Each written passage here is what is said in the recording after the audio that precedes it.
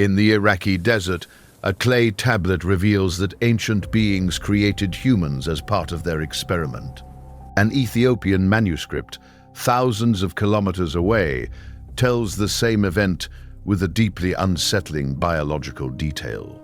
What modern-day Bible calls sin, these forbidden texts describe as a complex genetic protocol that was carefully followed. For centuries, we believed it was just a legend, yet the truth reveals a cold, deliberate intervention by advanced beings. Two distant civilizations chronicled our species' manipulation, revealing a shared and intriguing yet alarming history. The question few dare to ask is why both accounts match in every unsettling and specific detail they reveal. To uncover this, we must open two files that time tried to separate, revealing a single secret story that connects them. What you are about to hear has been overlooked by history for nearly 2,000 years of silence and suppression.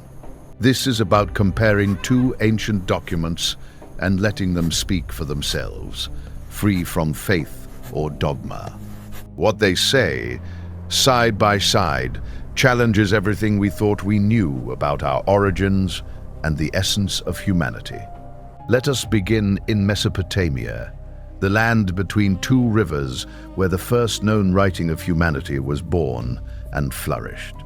Over 4,000 years ago, scribes inscribed on wet clay the secret history of our origin, a tale long kept hidden. These tablets tell of the Anunnaki, celestial beings with knowledge far beyond anything known to humanity. Today, popular tradition views them as distant gods, but the texts depict them as far more concrete and tangible beings. They were not spiritual beings needing prayers. They were builders who shaped matter and blood to create. The poem of Atrahasis tells how these beings grew tired of the exhausting labor of digging canals for their needs. For centuries, they carried that burden until one chose to rebel against the oppressive workload placed upon them. The texts split them into two groups, the resting masters and the Ijiji, who labored to open riverbeds for irrigation. One night, furious and exhausted, the Ijiji burned their tools and surrounded their commander's dwelling in rebellion.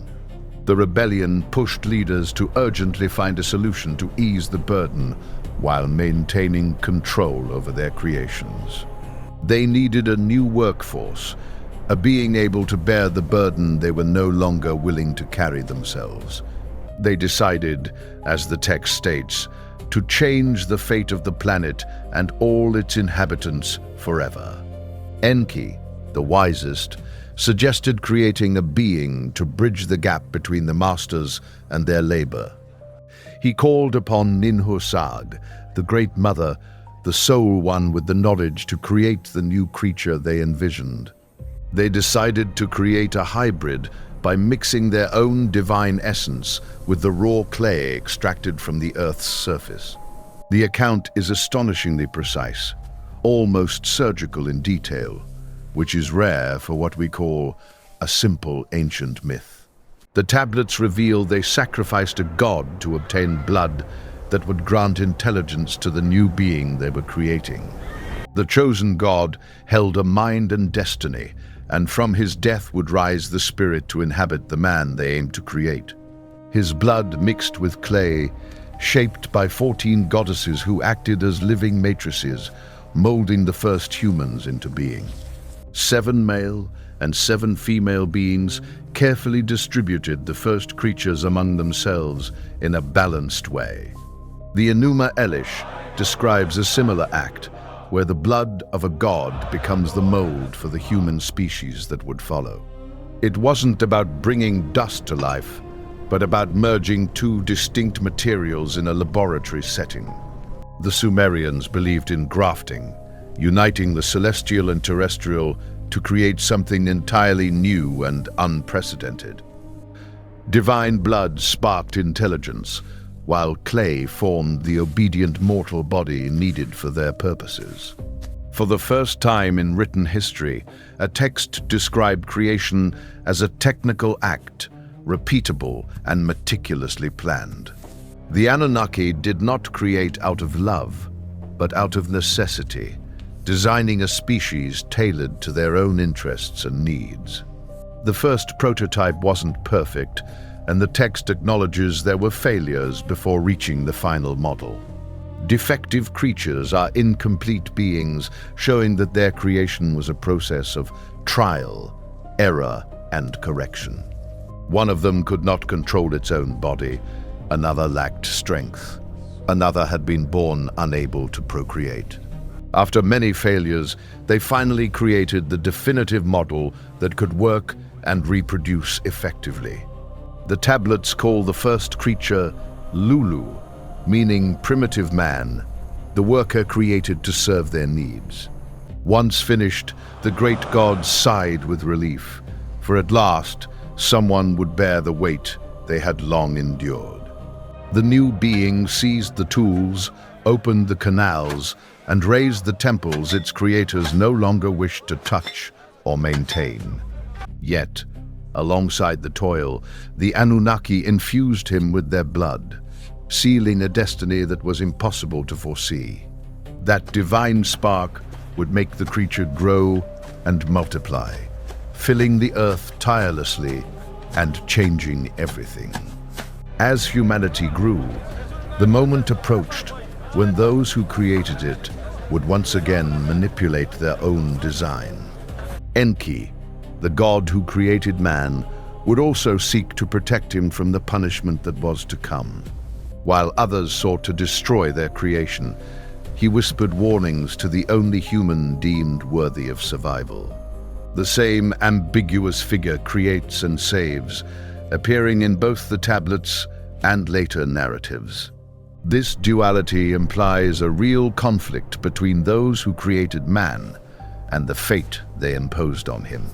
This shatters the notion of instant creation and confronts us with the reality of meticulous engineering effort.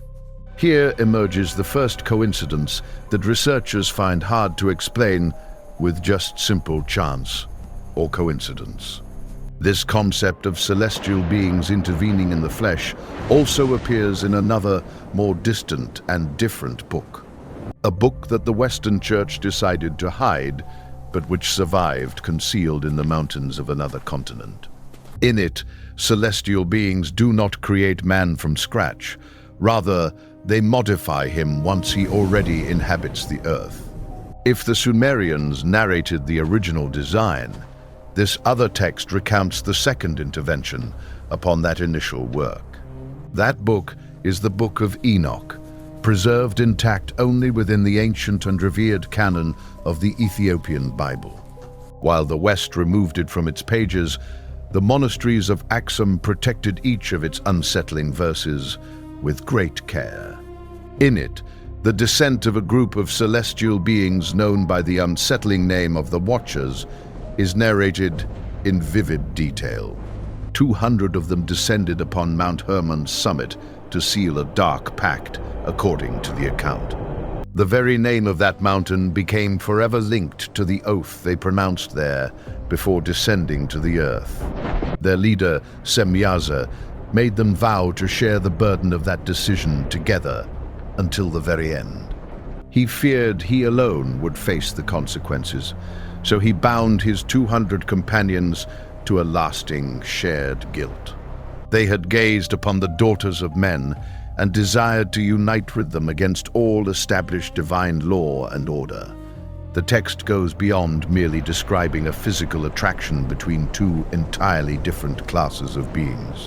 What is truly unsettling is what these Watchers taught humanity after they broke the sacred order that had been established. They revealed forbidden secrets, knowledge that no human being should have possessed at that early stage of history.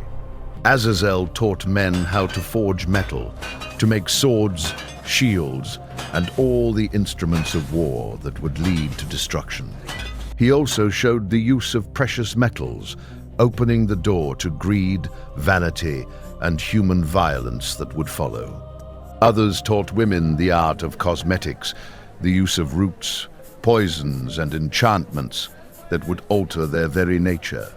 Another revealed the secrets of the heavens, the movement of the stars, and the reading of the signs of the sun and the moon. And one of them, named Kazdea, showed the secret blows capable of harming the creature even while still in the womb. Each forbidden knowledge altered an equilibrium, and together they pushed the world toward an ever-deepening corruption. Some researchers read all this transmission of knowledge as a metaphor for something much deeper and more profound. They suggest that teaching to manipulate nature and the body transmits the fundamental code that governs life itself. It would be the practical ability to change and rewrite what has already been created, not just abstract knowledge. Viewed this way, the Watchers mingled with humans and altered their deepest biology in unprecedented ways. The union produced extraordinary children, a lineage the Earth had never before contemplated in its history. Giants were born, creatures of colossal size that devoured everything they encountered without rest or mercy. The text states that their height reached impossible proportions, far exceeding any known human being of that time. Some versions attribute them thousands of cubits, a symbol of the monstrous nature of their existence. When there was no longer food upon the earth, according to the account, they began to devour men themselves without pity. Then they turned against the birds, the beasts, the reptiles, and the fish, breaking every possible natural equilibrium. Finally, they began to devour one another, drinking their own blood in an unending spiral of horror and destruction. The order of the world had been shattered due to an experiment that completely escaped the control of its creators. The spilled blood cried out from the ground, and that cry, according to Enoch, reached the heavens demanding urgent justice. Enoch was chosen to deliver the message of condemnation to the fallen Watchers, who had broken the sacred laws. A mortal man became a messenger between the heavens and those who had violated the universal laws of existence. The Watchers, terrified, begged him to write a plea for forgiveness on their behalf and elevate it to the heights of heaven. Enoch drafted that request and withdrew to the waters of Hermon, waiting in dreams for a divine response to his plea. He soared through icy and fiery heavens to the throne where the fate of the world was decided and shaped. The response was blunt: no forgiveness or return to the heavens for the Watchers who abandoned their posts. They were warned they would see their giant offspring die, a vision that would signal the start of their punishment. To Azazel, the one who taught weapons and corruption, a particularly harsh and solitary sentence was imposed upon him. He was bound hand and foot and cast into the darkness of a desert, buried under rocks until the day of judgment would arrive. The others were chained underground for 70 generations, waiting for the fire that would eventually consume them all.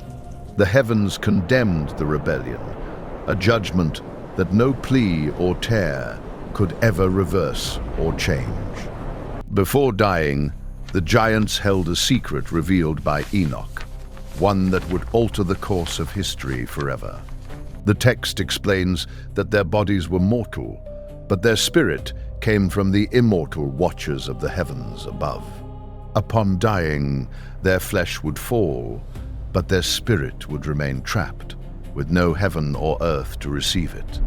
According to Enoch, these wandering spirits would roam the world restlessly, invisible and hungry, until time's end. According to the text, it would be the origin of what future generations would call demons and unclean spirits on earth. This invisible inheritance, the text claims, would linger in the world long after their flesh had vanished. But the Book of Enoch holds an even stranger detail, that very few dare to analyze openly and directly in the light of day. It speaks of sins against not just men, but also the birds, beasts, and fish of the sea that were affected as well. One might wonder why a sacred text addresses offenses against animals and marine creatures in this way. Some scholars believe that phrase proves ancient hybridization experiments between different species occurred. The chimeras of Enoch would be more than a poetic symbol. They echo real, monstrous, biological mixtures that occurred. In that distant era, blending one being's flesh with another was the most serious crime imaginable. It violated the original design, intruding on the boundaries that kept each living creature separate from one another. And once again, the same question returns forcefully to haunt those who study these almost forgotten manuscripts and texts. How is it possible that Sumerians and Ethiopians described the same manipulation without ever having known each other at all? The answer may be hidden in the surprising overlap of the terms that both ancient peoples used to describe these beings. The Sumerians spoke of the Apkallu, semi-divine sages who gifted civilization to humanity for their benefit. These Apkallu taught agriculture, law, astronomy, and all the arts that sustain an orderly society and culture. Their function is astonishingly identical to that of the Watchers described centuries later in the land of Ethiopia. Both descend from the heavens, both transmit forbidden knowledge, and both alter the course of humanity forever. Sumerian art often depicts figures with human bodies and features resembling mythical creatures. Some have wings, others fish bodies, as if their mixed forms are woven into their very nature and essence. Many researchers view Apkallu and Watchers as one ancient memory, rather than two separate groups that have endured. A single fractured memory that two cultures preserved using different names, but with the same real meaning and significance. Let's reflect on the unlikely coincidence of two cultures unaware of each other, depicting celestial beings that create. Both speak of knowledge delivered, of a mixture with flesh, and of a final punishment that arrives from above the heavens. It's not just a distant resemblance. The overwhelming number of shared details makes it impossible to ignore. It's like discovering two halves of a map, crafted by hands that never met yet, captured the same landscape flawlessly. When we overlay them, the result is not a legend, but an event recounted by those who witnessed history unfold. The coincidences continue as both peoples recount a flood that completely wiped everything away. In both cases, a wise man was secretly warned to build a vessel and save the seed of life from the impending deluge. In Mesopotamia, he was Utnapishtim. In another version, Atrahasis, and in the Bible, he was known as Noah. All three were forewarned by a higher voice. All three built an ark, and all three survived the end of all things. It's hard to believe that three different traditions created the same scene independently, capturing every detail and nuance. All three accounts share a common cause, a corrupted humanity that needed to be cleansed by the floodwaters. In the biblical account, that corruption ties directly to giants born from the forbidden union of the Watchers. The Bible calls them the men of renown, the heroes of old, whom people still spoke of with fear and trepidation. If this were true, then the Nephilim of the Bible would be the same giants born from the Sumerian project of creation. They would be the direct product of a genetic hacking applied to the original design of the first human species created. Someone would have taken the code that defined man and rewritten it, introducing a completely new variable into the equation. The result was a hybrid being, neither fully human nor celestial, forever trapped between two worlds and realities. The Mesopotamian tablets provide descriptions that challenge modern science's biological explanations. They describe beings of impossible stature with features that defy any branch of the tree of life as we know it. They mention elongated skulls, superhuman strength, and a longevity that multiplied that of any common mortal being. They describe a different skin, eyes that shone in the darkness, and a wisdom that no child should possess at birth. These accounts appear to be detailed reports on an anatomy completely unfamiliar to this planet, not exaggerated myths. The scribes seem to document, with true astonishment, the results of an experiment they witnessed firsthand. In several later cultures, echoes of those same giants appear, from Canaan to the farthest reaches of the ancient world. The Hebrew Bible acknowledges their existence, stating that in those days, giants roamed the earth. It adds that even after the flood, they reappeared, as if their lineage had never been extinguished or erased from history. The spies sent to Canaan returned terrified, feeling as small as insects before those beings they encountered. Generations later, a young shepherd named David faced Goliath, the last visible echo of that ancient lineage of giants. Beyond the texts, some highlight massive stone walls, whose origins remain a mystery beyond any ancient technology. Blocks weighing tons fit together with such precision that popular tradition attributes it to giants. For some researchers, these structures are the physical remnants of a race of colossal builders and architects. We don't claim this is the only explanation, but the link between myth and stone is hard to overlook or ignore. Comparing sources makes it increasingly difficult to claim it's merely a simple and casual invention of imagination, because there exists a third text that acts as the missing link between the Sumerian clay and the ancient Ethiopian Bible. The Book of Giants was discovered in the Dead Sea Scrolls in the Qumran caves during the 20th century. For nearly 2,000 years, it remained hidden in clay jars, waiting to be discovered in the midst of the modern era. It was a shepherd who, searching for a lost goat, threw a stone into a cave and heard the sound of a jar breaking inside. That casual gesture brought to light an entire library of texts that official history believed had been lost forever to time. Among those scrolls was not only the Book of Giants, but also copies of the Book of Enoch itself in the Aramaic language. Its presence there demonstrated that those forbidden texts were read and copied long before it was officially acknowledged.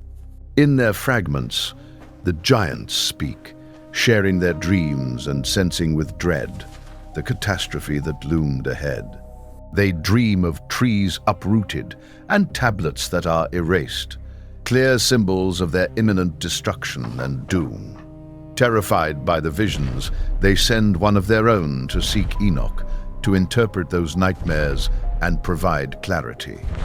The book directly connects the rebellion of the Watchers with the physical and tangible existence of those very creatures. It connects the Mesopotamian tradition with the biblical memory that the West tried to erase from history. In fact, in that very text, names also reappear that are found in the ancient traditions of Mesopotamia as well. It is as if the author knew both sources and fused them into a single narrative about the origin of the fallen giants. Because at some point in the past, someone deliberately decided that these details should not reach us in the present. The Western Church removed the Book of Enoch from its official canon around the 4th century of our own era. It declared it apocryphal, dangerous, and unworthy of being placed alongside the texts considered truly sacred and holy. The councils favored a simpler version, free of giants, watchers, and flesh manipulations that might confuse the faithful. Perhaps they feared that people would read creation as an experiment rather than as a purely spiritual and divine act. Or perhaps those details were deemed too dangerous for a doctrine that needed a simple and closed origin story. Whatever the reason, for centuries those verses remained out of reach for almost the entire Western world and its people. And with that single decision, the history of the Watchers and genetic manipulation was buried under a veil of silence. The following generations grew up unaware that that version of creation had ever existed at all in the annals of time. But in Ethiopia, something completely different happened that would forever change the destiny of that forbidden knowledge. The Ethiopian church never accepted that censorship and kept the Book of Enoch within its Bible up to this very day. Thanks to that geographical and spiritual isolation, the text survived intact while the rest of the world forgot about it. It was preserved in Ge'ez, an ancient language that protected every word from oblivion and the hands that sought to erase it.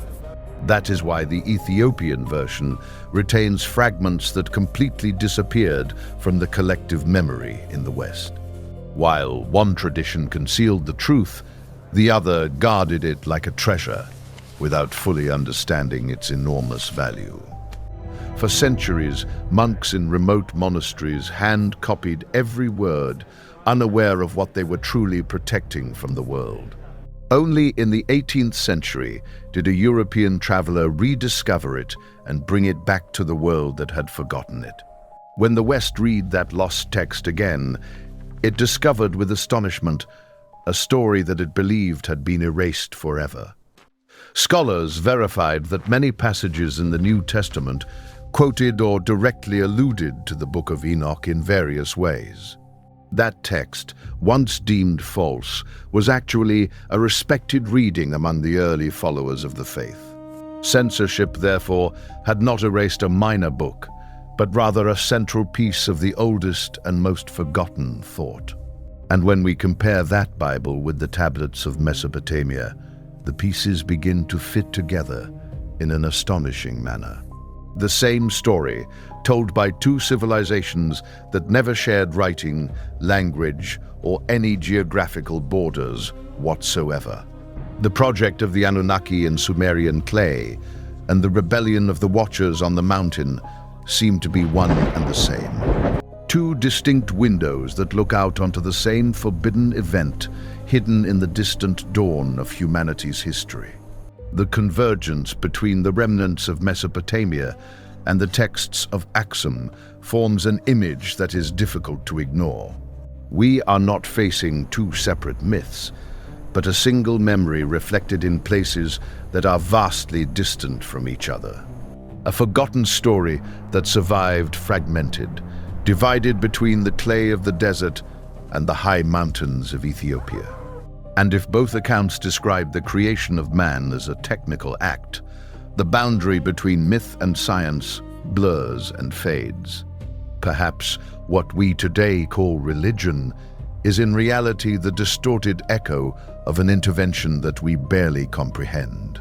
Perhaps our ancestors didn't create their gods, but tried to describe something beyond their full understanding. What for them was magic and miracle, for us begins to resemble biology, genetics, and engineering in profound ways. That idea, rather than destroying the mystery, deepens it, making it vaster and much harder to accept and understand. But there remains one last unease, a question that hovers over every tablet and every verse of these ancient archives. The flood was sent, according to the texts, precisely to erase the giants and cleanse the blood that had become corrupted. It was necessary to eliminate the hybrid lineage and restore the planet to the original design that the Watchers had altered. However, the Book of Enoch itself suggests that some of that lineage managed to survive the great final cataclysm. It speaks of spirits that wandered the earth, born of the flesh of the giants that the waters did not destroy or wash away.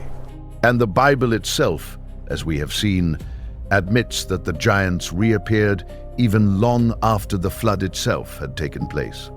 Then arises the doubt that no text dares to answer clearly, openly, and completely definitively in any way.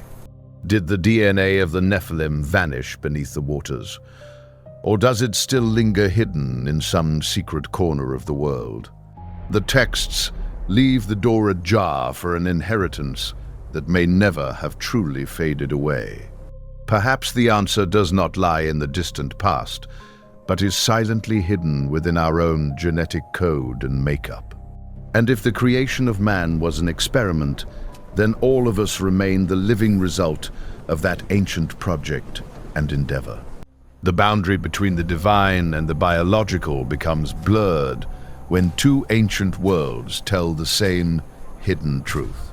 Perhaps the Anunnaki and the Watchers were never gods or demons, but rather the names we gave to what we did not understand.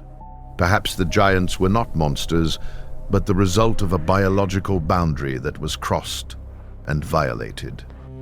Each culture kept a fragment of that memory, and only by uniting them does the full, fearsome image re-emerge. Today, with science capable of editing the very code of life, those ancient stories sound disturbingly close to our reality.